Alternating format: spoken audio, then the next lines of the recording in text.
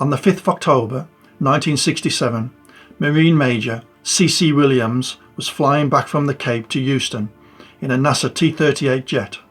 It was a flight with mixed emotions for the astronaut. Just a few days earlier, his wife had told him that they were expecting their second child. Now, as he prepared to fly back, he had been given permission to stop and refuel at an Air Force base close to his parents' home in Mobile, Alabama.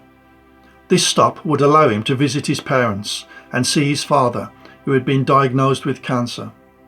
Williams was yet to make a spaceflight, but he had served on a backup crew during Gemini.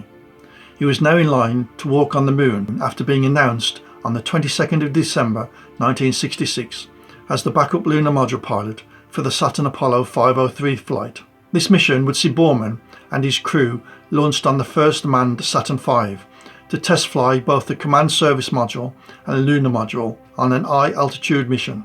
As Williams traversed the skies to his stop-off destination, the T-38 suddenly went into a dive, and Williams instantly tried to regain control of the plunging jet.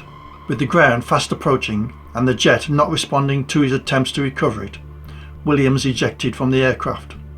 Unfortunately, the time he had taken to try to regain control meant that he had left it too late to safely escape, and as a result he died upon impact with the ground.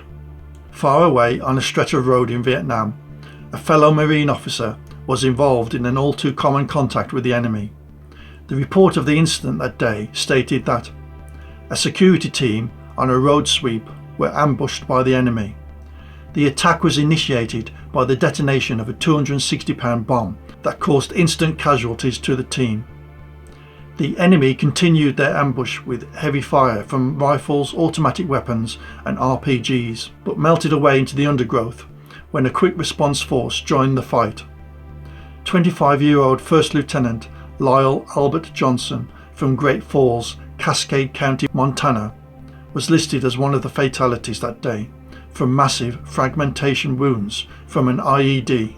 Williams was buried at Arlington National Cemetery with an honour guard of 200 Marines. His coffin was carried to the graveside on a caisson pulled by 6 white horses.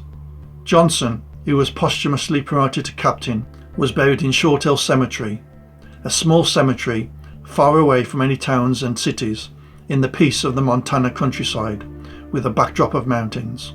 In a final tragic twist to this story, Captain Johnson's wife, Deanne Bell Cohen Johnson, was murdered on the 20th of February 2004. On that day, she was shot in the face 7 times by her son from her second marriage, who had been out on bail at the time. Later, her son and his accomplice would also murder her partner. The 2 murder suspects were picked up while trying to get into Mexico and was found to have stolen property belonging to his mother on them. Lee Robert Cohen was later sentenced to 220 years in prison.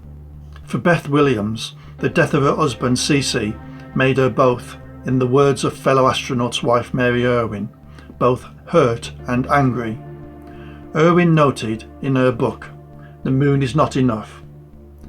Now all of her life stretched out ahead of Beth, with 2 little children to raise alone, one of whom her beloved husband would never see. This is a tragic story of 2 Marine brothers who were worlds apart, but who died on the same day. From the halls of Montezuma to the shores of Tripoli, we fight our country's battles in the air, on land and sea. First to fight for right and freedom, and to keep our honor clean. We are proud to claim the top.